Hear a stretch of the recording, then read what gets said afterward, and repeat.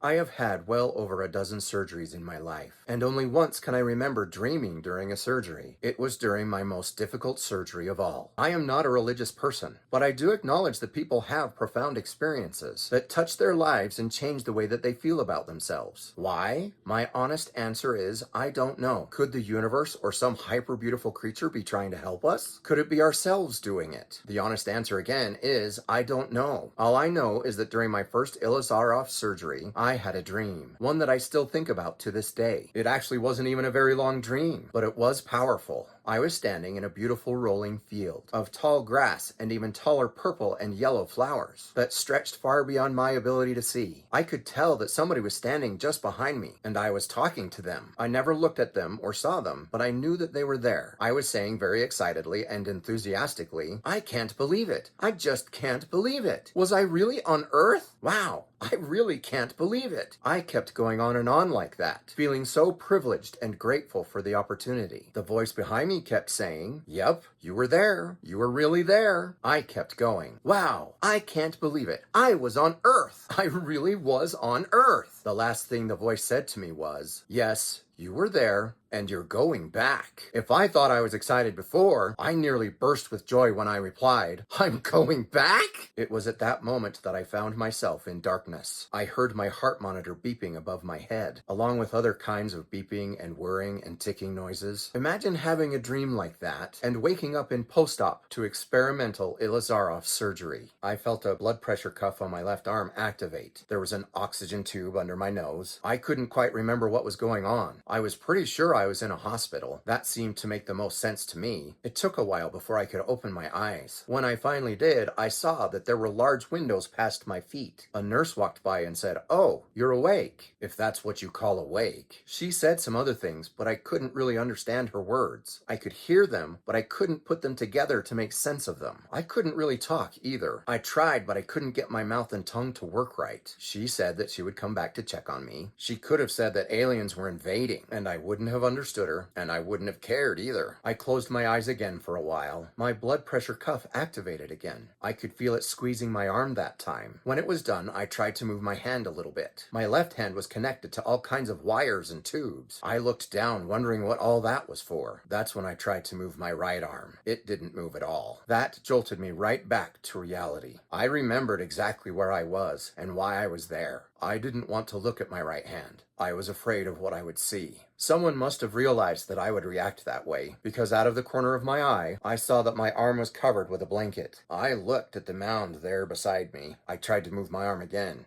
It wouldn't budge. Oh no, I thought to myself, they actually did it. I wondered for a moment if I even had the courage to lift the blanket and look at my arm. I knew that I would have to face it sometime. I might as well get it over with. I tried to get a feel for how mobile my arm was with all those tubes and wires. They all seemed to be moving pretty loosely. So I moved my hand over to the blanket, figured out which fingers didn't have stuff attached to them, grabbed the blanket, and lifted it up.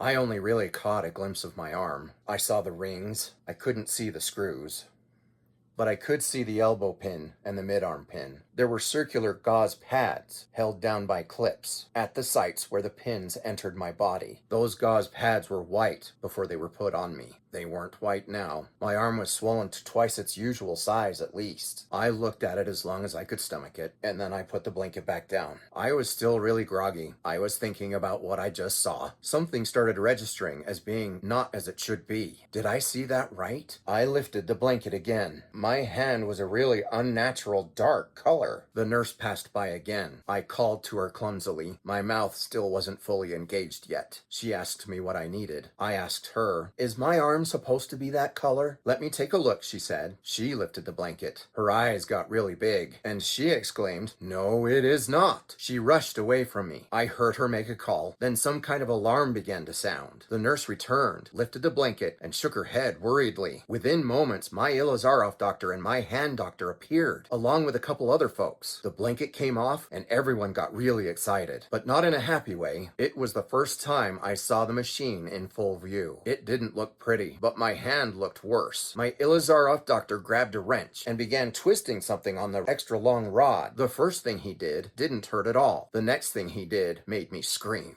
My doctors were so excited about how well the surgery went that they cranked the machine and moved the two newly cut pieces of my ulna away from each other. In the process, they accidentally cut off the circulation to my hand. By undoing that process, the newly cut areas of my bone rubbed against each other. That's why I screamed. Immediately, a healthier color flooded into my hand. Everyone breathed a collective sigh of relief. My doctor stuck around to make sure that my hand was all right, and then everyone cleared out again. The blanket was placed over my arm. I was exhausted. What an intense way to welcome me to the crazy, crazy world of having an ilizarov on my arm. Left to myself with my ilizarov, I had a moment to actually think. I remembered that dream I had. My parents were divorced. My family was scattered. I was in a foster-type living situation. I was a disabled kid. And now I had an ilizarov on my arm. Why on earth would I be so excited to be here? Well, I've had a lot of time to think about it since then.